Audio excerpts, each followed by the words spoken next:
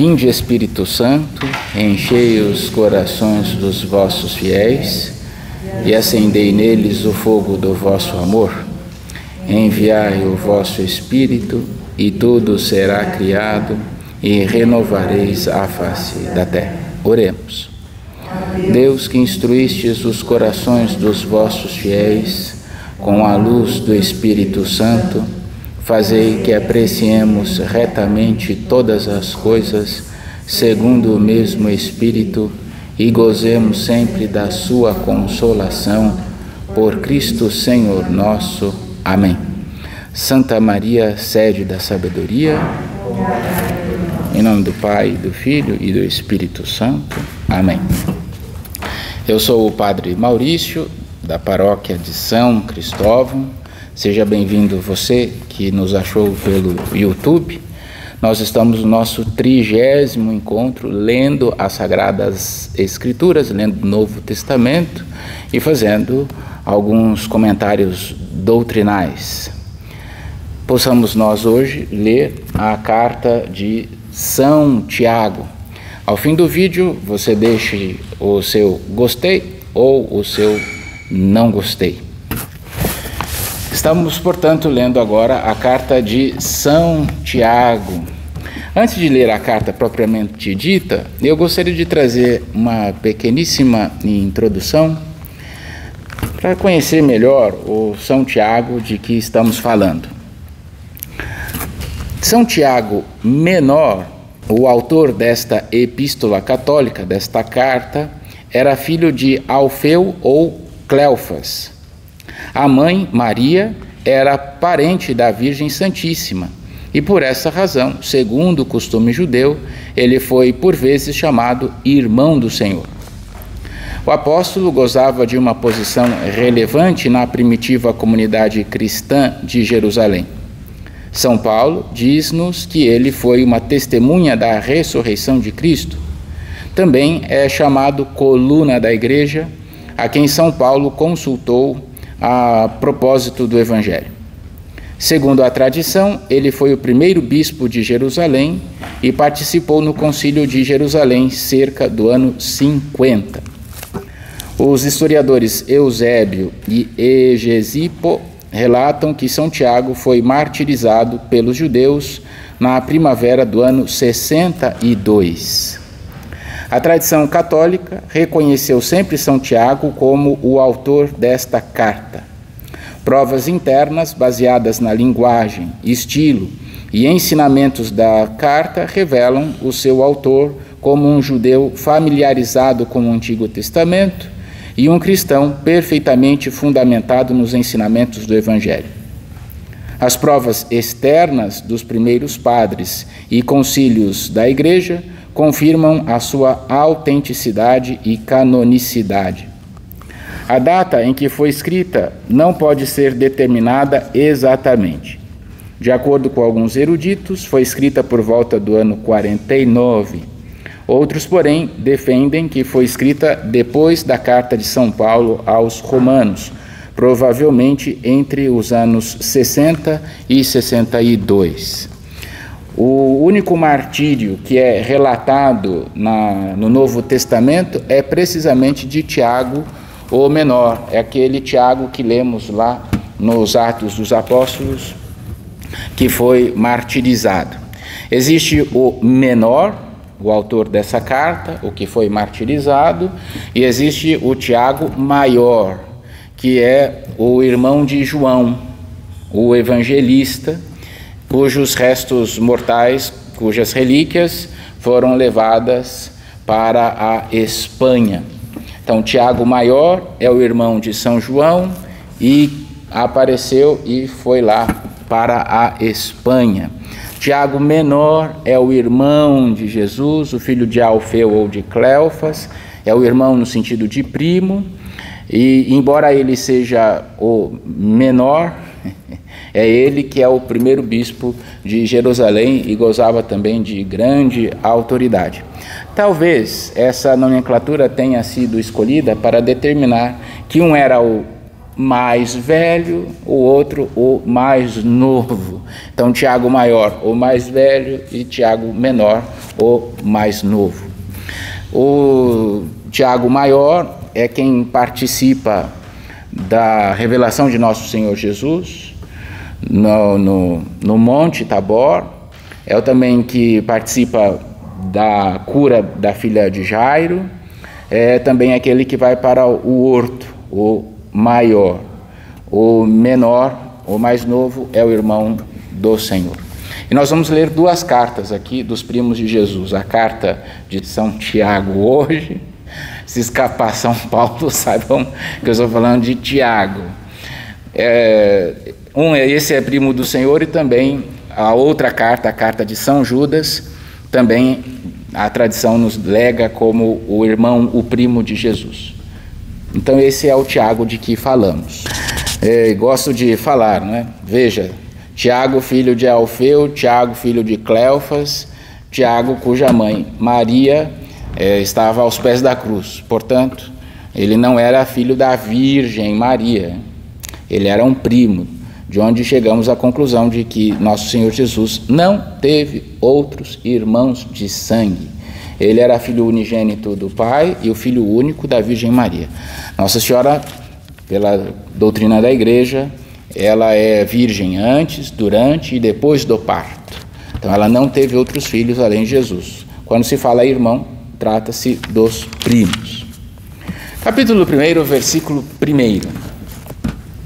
Tiago, servo de Deus e do Senhor Jesus Cristo, às 12 tribos da diáspora, saudações. Considerai uma grande alegria, meus irmãos, quando tiverdes de passar por diversas provações, pois sabeis que a prova da fé produz em vós a paciência. Ora, a paciência deve levar a uma obra perfeita, que vos torneis perfeitos e íntegros, sem falta ou deficiência alguma. Se a alguém de vós falta sabedoria, peça a Deus, que a concede generosamente a todos, sem impor condições, e ela lhe será dada. Mas peça com fé, sem duvidar, porque aquele que duvida é semelhante a uma onda do mar, impelida e agitada pelo vento. Não pense tal pessoa que receberá algo do Senhor, ambígua como é e inconstante em todos os seus caminhos. O irmão humilde glorie-se quando for exaltado, mas o rico deve gloriar-se quando for humilhado, pois há de passar como a flor da erva. De fato, quando surge o sol com o seu calor, logo faz secar a erva. A flor cai e a beleza do seu aspecto desaparece. Assim também acabará por murchar o rico em meio às suas lidas. Feliz aquele que suporta a aprovação, porque, uma vez provado, receberá a coroa da vida que Deus prometeu aos que o amam. Ninguém, ao ser tentado, deve dizer: é Deus que me tenta, pois Deus não pode ser tentado pelo mal e tampouco tenta a alguém. Antes, cada qual é tentado por seu próprio desejo, que o arrasta e seduz. Em seguida, o desejo concebe o pecado e o dá à luz. E o pecado, uma vez consumado, gera a morte. Não vos enganeis, meus amados irmãos. Todo dom precioso e toda dádiva perfeita vem do alto, descendo do Pai das luzes, em quem não há variação nem sombra de mudança. Por livre vontade ele nos gerou, pela palavra da verdade, para sermos as primícias de suas criaturas. Bem, percebam que aqui nós não temos uma comunidade própria, uma comunidade determinada. Essas cartas católicas querem trazer ensinamentos para todas as comunidades, para todos os cristãos. E a escrita agora, diferente do que estávamos acostumados com a carta de São Paulo, bem direcionada, correção bem específica, ou aquela teologia bonita que vimos na carta aos Hebreus, sendo os últimos capítulos mais próximos de São Paulo, Aqui nós temos um estilo mais sapiencial. São vários temas e várias recomendações para a vida interior. Não temos assim um tema geral, nós não temos assim um motivo da escrita. Não se quer corrigir alguma imperfeição da comunidade. Não, é um estilo mais sapiencial. E assim continua a carta. Gostaria aqui de chamar a atenção para algumas coisas. A primeira, considerai uma grande alegria quando tiverdes de passar por diversas provações, pois sabeis que a prova da fé produz em vós a paciência. A provação não se trata de um castigo, a provação não se trata de falta de amor a Deus, mas é uma provação. Ela produz em nós a paciência. Se tivermos um pouco essa consciência de filhos de Deus, não, sou filho de Deus, tudo vai acontecer para o bem, essas provações da nossa vida não nos tiram do eixo. E depois nós temos aqui também uma preocupação com os ricos. Cuidado, ricos, quando vocês forem humilhados, considerai uma coisa boa, porque a vida passa, porque o rico perderá toda a sua fortuna como a flor da manhã murcha. Então a riqueza, aqui há um ensinamento já corrigindo a tradição judaica de que a riqueza não é sinal da bênção. E o rico deve estar pronto para ser humilhado. Dinheiro acaba, é uma coisa triste. Nós não podemos colocar nossa confiança nos nossos bens nem no nosso dinheiro. Devemos colocar a nossa confiança em Deus. E por fim, gostaria de chamar mais uma atenção. Todo dom precioso e toda dádiva perfeita vem do alto, descendo do Pai das luzes, em quem não há variação, nem sombra de mudança. O que Deus pede hoje é o que Ele pedia na época de nosso Senhor Jesus, é o que Ele pedia na época do nosso patriarca e é o que Ele pedirá amanhã. Em Deus não há variação. Essa ideia de que há algum conhecimento da tradição ou alguma sabedoria que seja ultrapassada e que ela deve ser esquecida, não é um conhecimento bíblico. A Bíblia sempre nos repete a mesma coisa. Deus é o mesmo ontem, é o mesmo hoje e será o mesmo amanhã. Então Deus não vai mudar a doutrina. Podem ficar tranquilos quando forem chamados de obtusos, ultrapassados, quando vocês forem quando forem acusados de falta de modernidade, fiquem tranquilos com relação a Deus.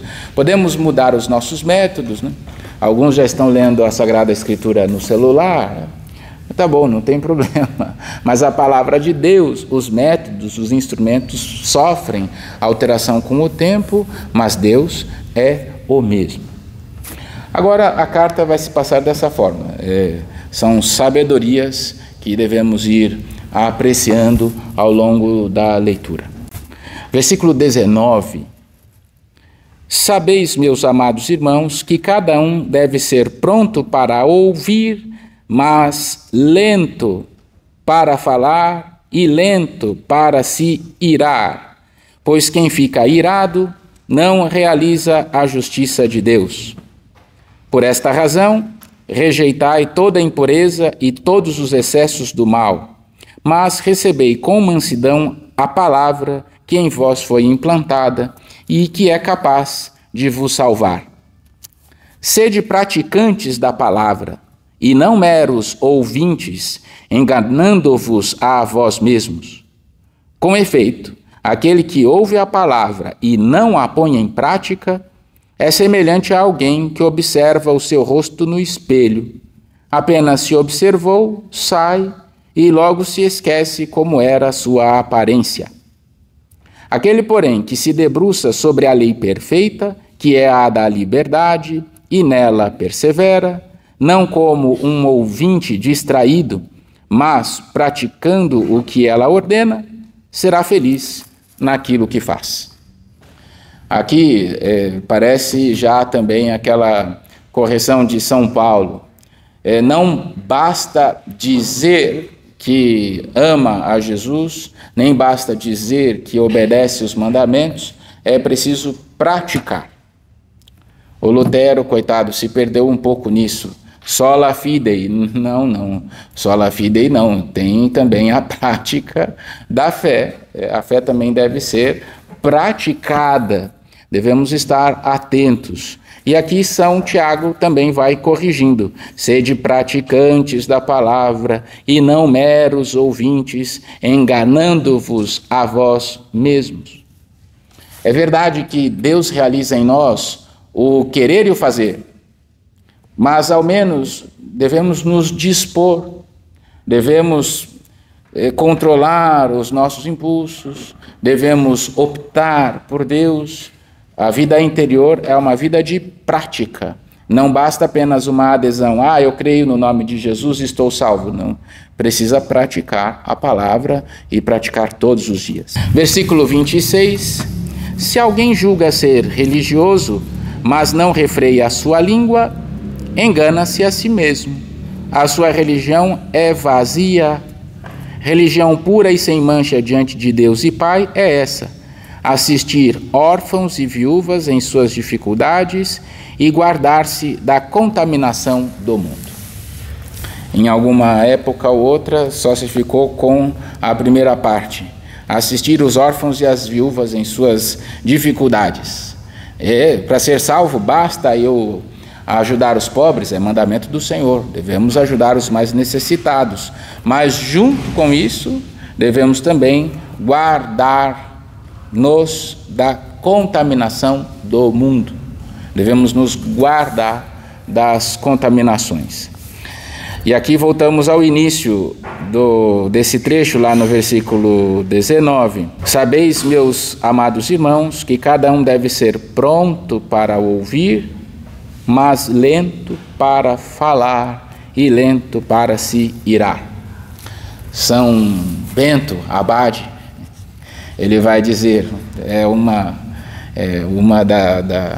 uma das regras: falar é prata, calar é ouro.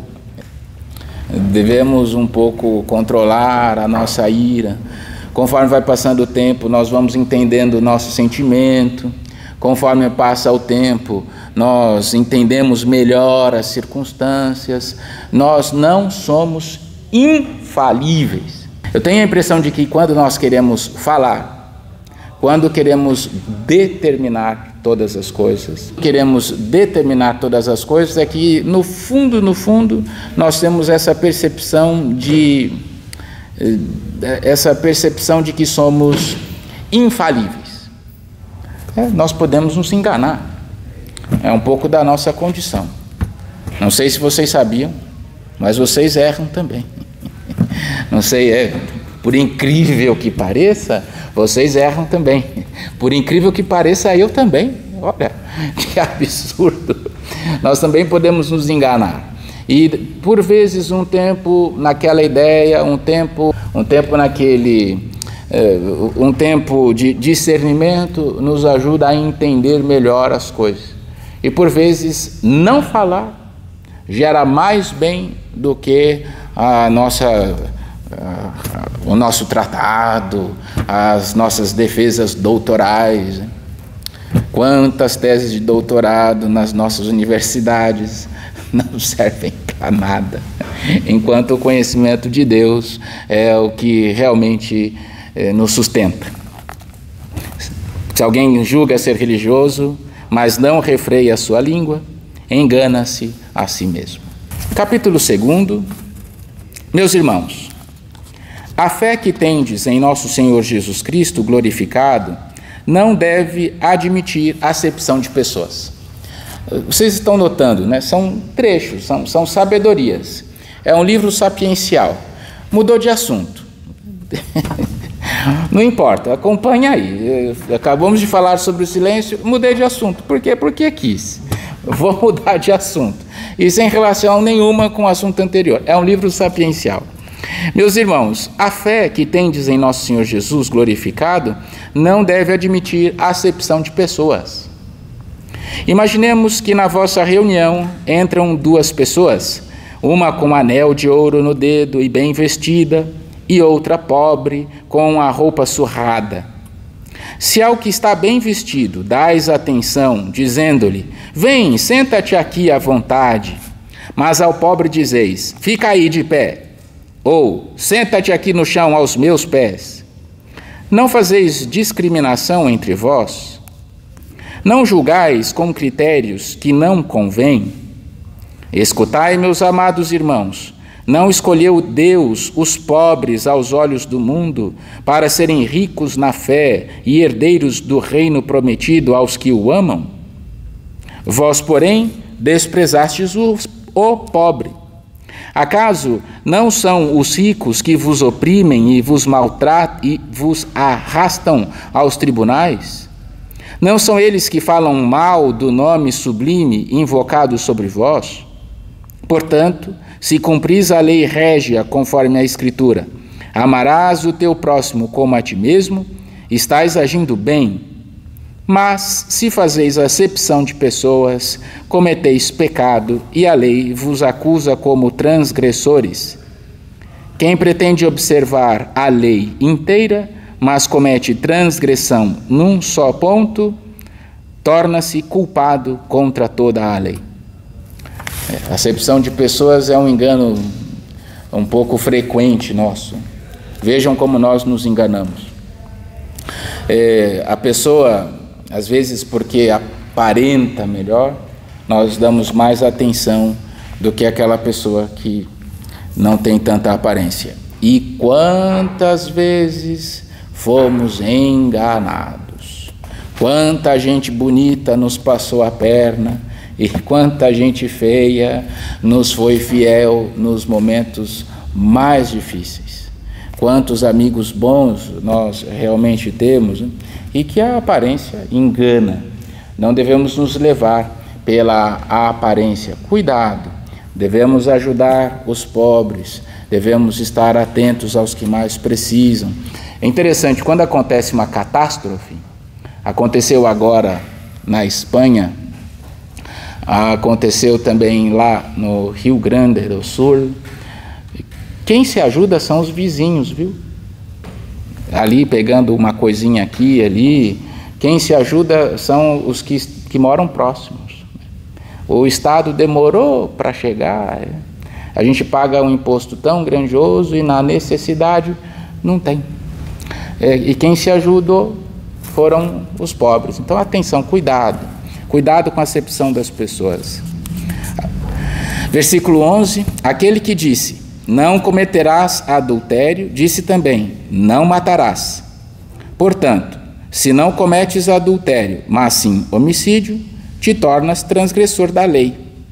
Falai e procedei, pois como pessoas que vão ser julgadas pela lei da liberdade. Pensai bem, o julgamento vai ser sem misericórdia para quem não praticou misericórdia. A misericórdia, porém, triunfa sobre o julgamento. Pecado é pecado. Pecado nos afasta de Deus. Tenho certeza que aqui não há homicida, mas nós devemos estar atentos para fugir do pecado. E ao mesmo tempo, quando notamos um pouco o poço de imperfeições que somos nós, quando notamos o poço de defeitos que somos nós, quando nós nos metemos em enrascadas, né, e metemos os pés pelas mãos, miseravelmente nós somos capazes de tudo. Somos capazes. Aqui não há homicidas, mas somos capazes disso. Nós somos um poço de imperfeição. Isso nos ajuda a ter um pouco de misericórdia com os faltosos, um pouco de misericórdia com aqueles que não andam conforme a vontade do Senhor. cuidado, devemos estar prontos para agir com misericórdia, porque nós podemos fazer coisas piores. Se nós não nos vigiarmos, nós podemos matar o mundo. Se não nos vigiarmos, podemos também ser transgressores da lei. Então, atenção, cuidado com a acepção de pessoas e sejamos misericordiosos com aqueles que têm suas imperfeições. Versículo 14. Meus irmãos, que adianta alguém dizer que tem fé, mas não tem as obras? A fé seria capaz de salvá-lo? Imaginai que um irmão ou uma irmã não tem o que vestir e que lhes falta a comida de cada dia. Se então algum de vós disser a eles: ide em paz, aquecei-vos e comei à vontade, sem lhes dar o necessário para o corpo, que adianta isso? Assim também a fé, se não se traduz em ações, por si só está morta. Não precisa de comentário, já fizemos. Um outro, pelo contrário, diz: tu tens a fé e eu tenho obras. Mostra-me a tua fé sem as obras, que eu te mostrarei a minha fé a partir de minhas obras. Tu crês que há um só Deus? Fazes bem. Mas também os demônios creem nisso e estremecem de medo. Eu nunca tinha pensado nisso, é verdade. Queres então saber, homem fútil, como a fé que não se traduz em obras é vã? Se o nosso pai Abraão foi declarado justo, será que não foi por causa de suas obras, a ponto de oferecer seu filho Isaque sobre o altar? Como estás vendo, a fé concorreu para as obras e as obras completam a fé. Foi assim que se cumpriu a escritura que diz: Abraão creu em Deus e isso lhe foi creditado como justiça, e ele foi chamado amigo de Deus. Podeis ver, pois, que alguém é justificado com base naquilo que faz, e não simplesmente pela fé. Não foi a prostituta Raab, da mesma forma, considerada justa em virtude de suas obras, quando hospedou os que vinham reconhecer a região e os fez regressar por outro caminho? Assim como o corpo sem espírito é morto, assim também a fé sem obras é morta. Ponto final. Coitado do Lutero, não leu justamente esse trecho. Ele pulou esse trecho da Escritura. A fé basta, sola fide funciona, sola Escritura funciona. Sinto muito. Por isso que nós não podemos ler trecho isolado, devemos ler a Sagrada Escritura como um todo, conforme nos orienta a Santa Mãe Igreja. Capítulo 3. Meus irmãos, não sejais muitos a vos tornar mestres, pois sabeis que estamos sujeitos a julgamento mais severo. Todos nós tropeçamos em muitas coisas. Aquele que não peca no uso da língua é um homem perfeito, capaz de refrear também o corpo todo. É verdade. A pessoa que consegue controlar o que diz, controla tudo. De fato, veja quanta sabedoria essa carta, né? Se pomos um freio na boca do cavalo para que nos obedeça, conseguimos controlar o seu corpo todo. É verdade, né? O cavalo precisa de cabresto e precisa colocar a sua língua e os seus olhos têm de estar bem fechados. Reparai também nos navios, por maiores que sejam e impelidos por ventos impetuosos, são, entretanto, conduzidos por um pequeníssimo leme na direção que o timoneiro deseja. Assim também é a língua. Embora seja um membro pequeno, se gloria de grandes coisas. De fato, devemos tomar cuidado com o que falamos. Sabe que há uma prática no mosteiro de que as refeições, é interessante, que as refeições sejam em silêncio. E tem lá um irmão, o leitor, que vai lendo algum livro espiritual enquanto todos comem. Na refeição, silêncio. Depois eles vão para o trabalho em silêncio. A regra de São Bento também está muito embasada no silêncio. Às vezes nós temos essa mania de falar muito. Minha esposa não está falando comigo, é porque ela está brava. Não, ela está bem, pode ficar tranquila. Pode ficar tranquila. Meu esposo está muito calado, então ele deve estar bravo comigo. Não está, ele está em silêncio só.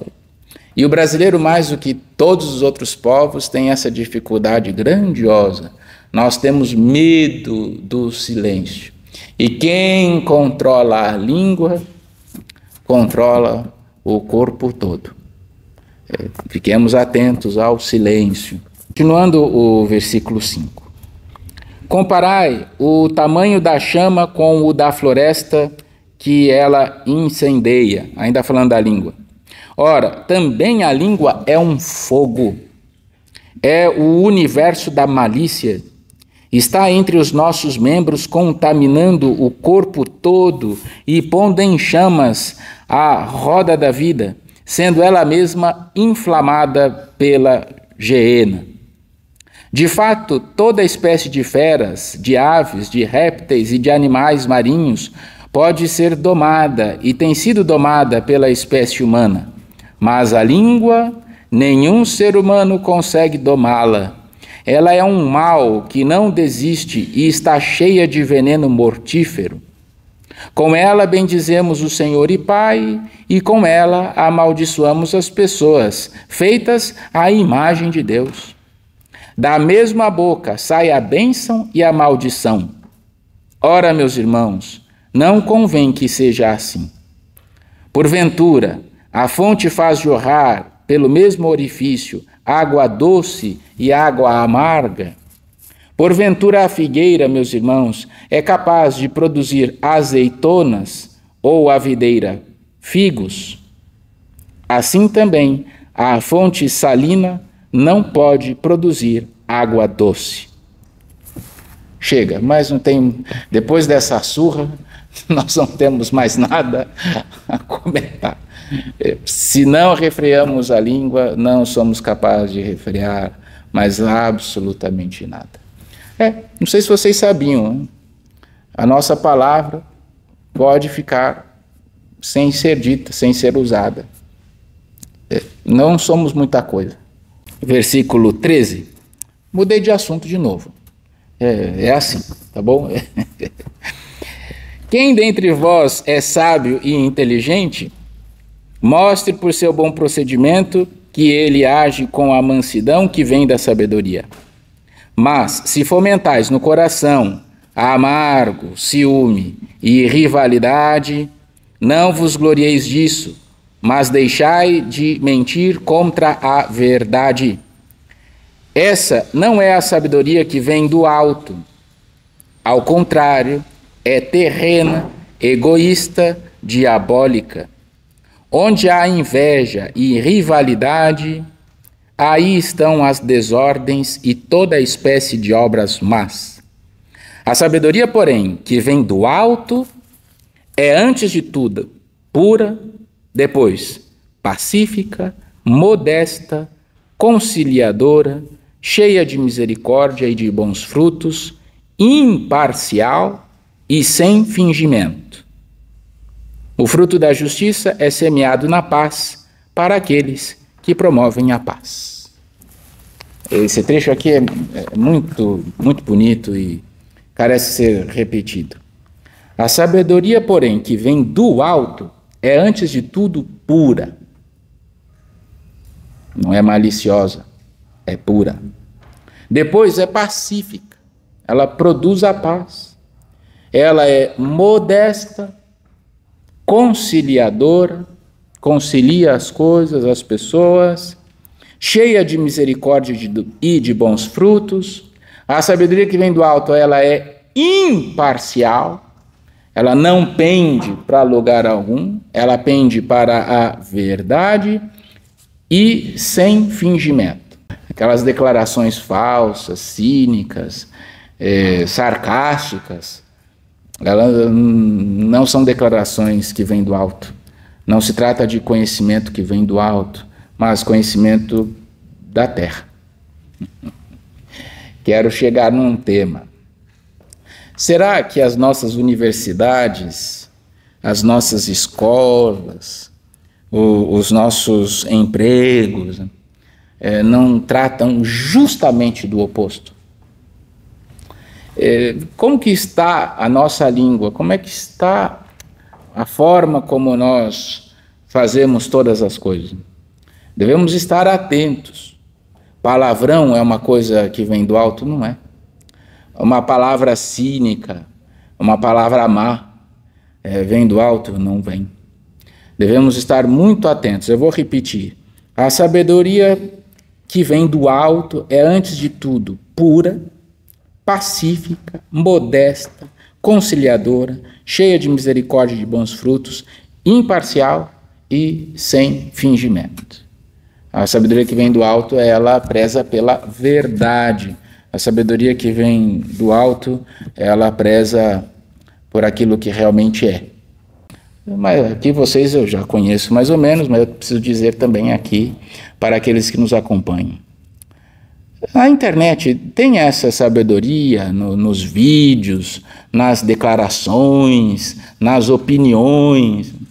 Aquilo que ouvimos no Twitter, aquilo que ouvimos no Twitter, aquilo que lemos no Twitter, aquilo que ouvimos no YouTube, aquilo que vemos pelo Instagram, é pacífico, é puro, depois modesto, conciliador, pacífico, cheio de misericórdia, de bons frutos, imparcial e sem fingimento.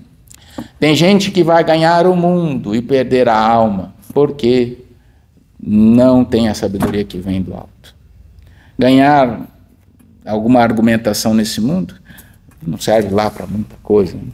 Devemos estar atentos aqui. Esse trecho, aliás, é a leitura breve de quando nós temos a memória ou a festa de algum doutor da igreja, ou de algum presbítero. É justamente essa leitura que nós fazemos nas vésperas. Capítulo 4. De onde vêm as guerras? De onde vêm as brigas entre vós? Não vêm precisamente das paixões que estão em conflito dentro de vós? Cobiçais, mas não conseguis ter. Matais, fomentais inveja, mas não conseguis êxito. Brigais e fazeis guerra, mas não conseguis prosseguir. Não conseguis possuir. E a razão por que não possuís está em que não pedis. Pedis sim, mas não recebeis, porque pedis mal. Pois o que pedis, só quereis esbanjá-lo nos vossos prazeres. Adúlteros, não sabeis que a amizade com o mundo é inimizade com Deus? Assim, todo aquele que pretende ser amigo do mundo torna-se inimigo de Deus.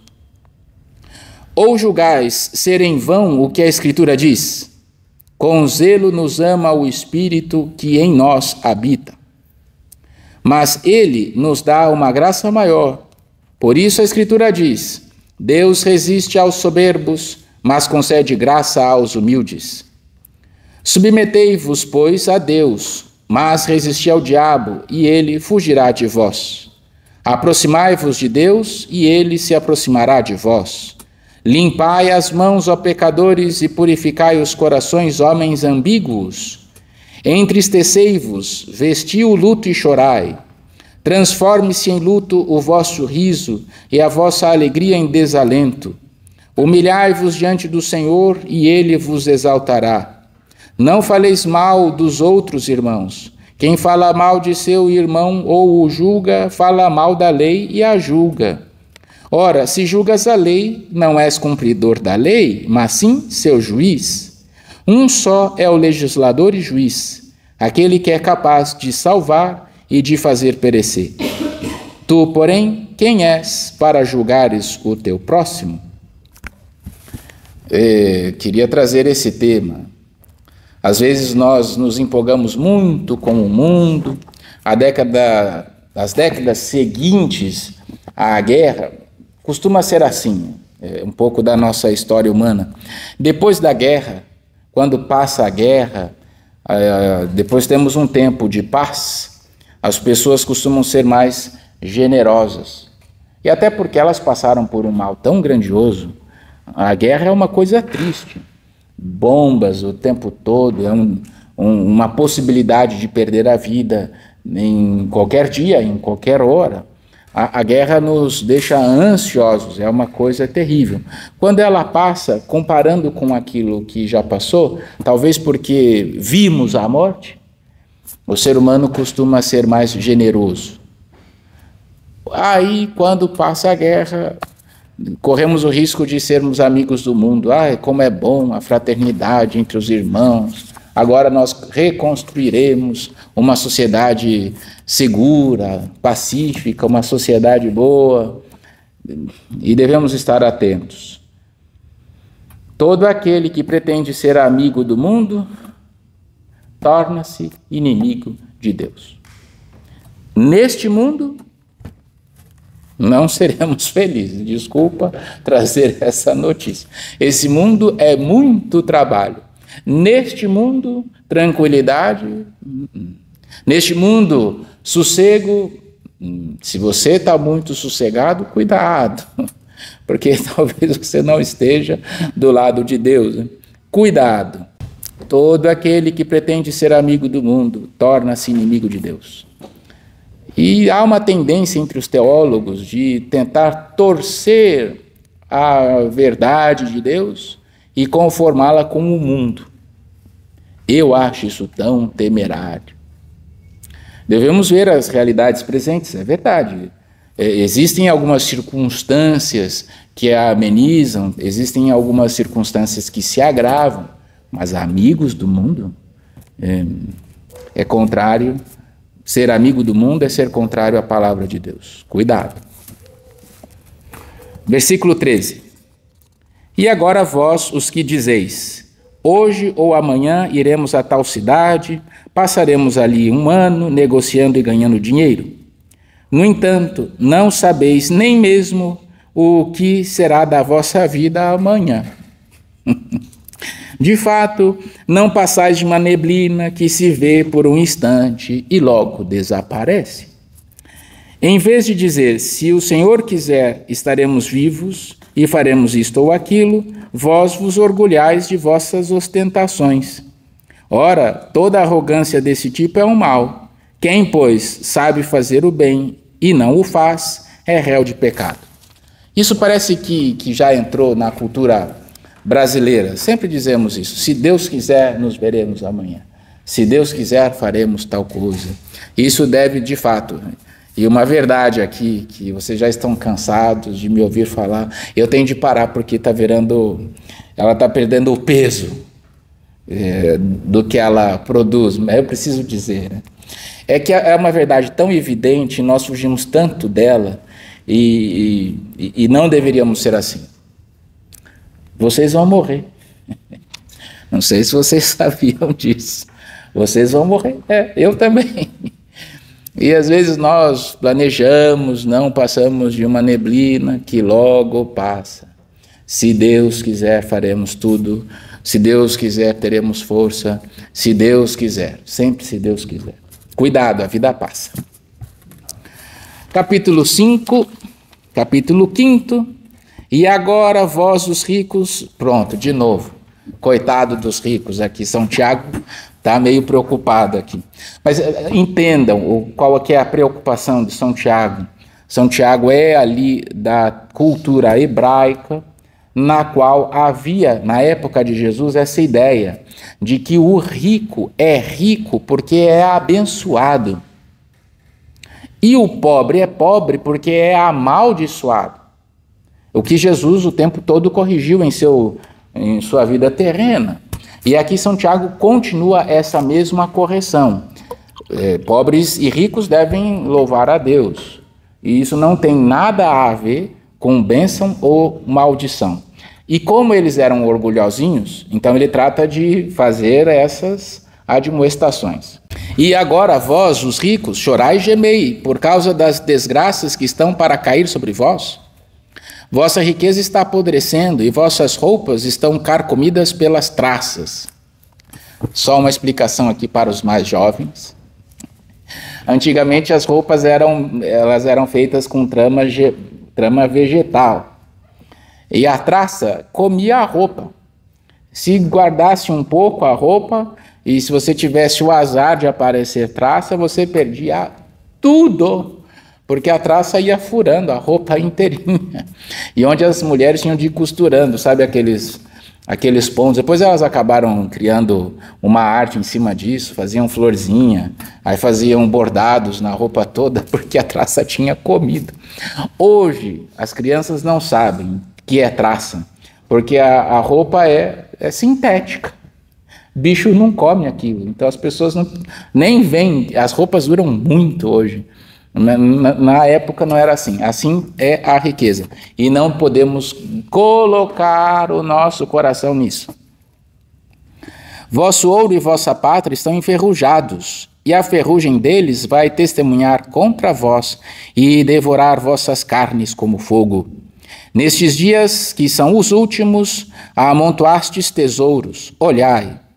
O salário dos trabalhadores que ceifaram os vossos campos e que vós deixastes de pagar está gritando. O clamor dos trabalhadores chegou aos ouvidos do Senhor Todo-Poderoso. Vivestes luxuosamente na terra, entregues à boa vida, engordando a vós mesmos no dia da matança. Condenastes o justo e o assassinastes, e ele não vos pôs resistência. Então, esse é o mal rico. É o rico que se expropria do trabalho alheio. Não estou falando de mais-valia porque isso não existe. Foi o erro fundamental do Marx. Cuidado, né? Mas devemos pagar o trabalho. Isso clama a Deus. Ser rico não há pecado. Há pecado quando colocamos o nosso coração na riqueza, quando somos ricos por roubo, por fraude. Cuidado. Versículo 7. Irmãos, tende paciência até a vinda do Senhor. Olhai o agricultor, ele espera com paciência o precioso fruto da terra, até cair a chuva do outono ou da primavera. Também vós, sede praticantes e firmai vossos corações, porque a vinda do Senhor está próxima. Irmãos, não vos queixeis uns dos outros, para que não sejais julgados. Eis que o juiz está às portas. Irmãos, tomai por modelo de paciência nos maus tratos os profetas, que falaram em nome do Senhor. Notai que proclamamos bem-aventurados os que deram provas de paciência. Ouvistes falar da paciência de Jó, e sabeis qual o fim o Senhor lhe concedeu, pois o Senhor é muito compassivo e misericordioso. Nós estamos esperando ansiosamente a vinda de nosso Senhor Jesus e devemos estar atentos, porque podemos nos encontrar com Ele. Ninguém sabe o dia nem a hora. De fato, estes tempos são os últimos. Nós não temos segurança de que haverá o amanhã. Tinha aqui um catequista em Valinhos, o seu divino. O seu divino, gostava do seu divino. E ele dizia, em todo o retiro que tinha a juventude, ele falava: reza uma Ave Maria todo dia à noite por aqueles que vão morrer na madrugada. Porque um dia você acerta e você reza para você. De fato. De fato, cuidado, o tempo é abreviado. Versículo 12: sobretudo, meus irmãos, não jureis nem pelo céu, nem pela terra, nem façais qualquer outro juramento. O vosso sim seja sim, e o vosso não, não. Então, não estareis sujeitos a julgamento. Só aqui uma lembrancinha. Muitos de nós, eu falo com vergonha, pregar o evangelho é uma tristeza, porque eu falo primeiro para mim, eu tenho de mudar primeiro, um poço de imperfeição. Não me parece que é de Deus a nossa dificuldade de dizer não para as coisas. E o brasileiro mais ainda. A gente parece que não tem coragem de dizer, vai na minha festa amanhã, eu vou fazer de tudo para ir. Mentira, não vai. Vai na minha casa, eu vou sim, um dia eu vou tomar cafezinho. Né? É uma vergonha para nós. Né? E me parece que é uma falta de humildade, porque não queremos enfrentar as consequências do nosso sim. O nosso sim seja sim, nosso não seja não. Não é questão de brutalidade, não é isso. Vai na minha casa amanhã. Não é exatamente isso. Né? Não é brutalidade, mas é dizer as coisas como ela é. Às vezes nós padecemos justamente porque não conseguimos falar não. E às vezes algumas confusões que nós criamos nós mesmos, por falta da dificuldade de dizer não. Esposa, onde está aquilo, marido? Eu comprei uma bolsa aí, comprei uma sandália nova. Precisa dizer as coisas. Às vezes a gente não diz as coisas e as pessoas vão fazendo e caem no próprio buraco. Então, o sim, sim, não, não. E agora aqui, versículo 13, é um dos trechos que nós usamos muito na unção. Alguém dentre vós está enfermo? Mande chamar os anciãos da igreja, os presbíteros, que é ancião, velho, os padres. Esse ancião aqui não se trata de velho em idade, mas os presbíteros, os padres. Alguém dentre vós está enfermo? Mande chamar os anciãos da igreja, para que orem sobre ele, ungindo-o com o óleo no nome do Senhor. A oração da fé salvará o enfermo e o Senhor o reerguerá. E se tiver cometido pecados, receberá o perdão. Confessai, pois, uns aos outros os vossos pecados e orai uns pelos outros para serdes curados. A oração fervorosa do justo tem grande poder. Aqui só uma menção. O padre, quando vai fazer a unção, é a unção sobre os enfermos, não é extrema unção. Ficou doente, não estou falando de gripe, mas foi para o hospital, no primeiro dia chama o padre para ir lá. Porque algumas pessoas confundem a unção com a extrema unção. Padre, o médico desenganou, o senhor precisa vir para o hospital. Às vezes não dá tempo. Às vezes eu não consigo chegar. Então não deixa para a última hora, não. Ficou hospitalizado, chama o padre para a unção, que aí o padre vai se organizando, dá tempo. E a unção perdoa os pecados. É por isso que são só os anciãos da igreja, os presbíteros, só os padres que concedem a unção. Mesmo que a pessoa esteja inconsciente, aquela unção perdoa os pecados. Percebam, é um sacramento da tradição da igreja. Desde os apóstolos, os padres impunham as mãos e os padres ungiam os enfermos para o perdão dos pecados. A igreja continua a mesma, com dificuldade e defeito, mas ela é de Cristo. E a tradição nos legou a unção dos enfermos. E mesmo que seja criança, hein? Ficou mais ruinzinha, está indo para o hospital, passa na igreja primeiro, o padre dá unção, depois segue para o hospital. Versículo 17, assim Elias, que era um homem semelhante a nós, orou com insistência para que não chovesse, e não houve chuva na terra durante 3 anos e 6 meses. Em seguida, tornou a orar, e o céu deu chuva, e a terra produziu o seu fruto. Versículo 19: Meus irmãos, se alguém de vós se desviar da verdade e o outro o reconduzir, que esse então saiba: quem faz voltar um pecador do seu caminho errado, salvará sua vida da morte e cobrirá uma multidão de pecados. É uma carta sapiencial, percebam, vários assuntos, coisas muito profundas que eu falei, mas que precisaríamos meditar todo dia, que precisaríamos pôr em prática.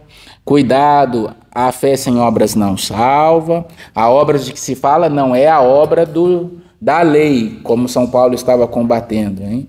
É a fé exercitada. Cuidado com a palavra. Ricos, não deixai, não prendai os vossos corações nas coisas desse mundo que passam. São sabedorias que deveríamos refletir todos os dias. Vou preparar aqui, quem sabe, um ano. Quem sabe ano que vem, que é o ano santo, fazer um retiro para a paróquia só com a carta de São Tiago. Uma carta que tem muito ensinamento. No próximo encontro nós vamos ler a carta de São Pedro, que continua nesse mesmo estilo, e a carta do apóstolo. Temos duas cartas de São Pedro, a primeira e a segunda. Agora vamos emendar, vamos entrar nas cartas de São Pedro, depois temos as três cartas de São João, aí voltamos para um tratado teológico, concluímos com a carta de São Judas, também mais prática, e aí então entramos no temido Apocalipse de São João, que vocês vão ver que não tem nada dessas coisas. E me permitam conceder a bênção. O Senhor esteja convosco. Ele está no meio de nós. Abençoe-vos Deus Todo-Poderoso, Pai e Filho e Espírito Santo. Amém.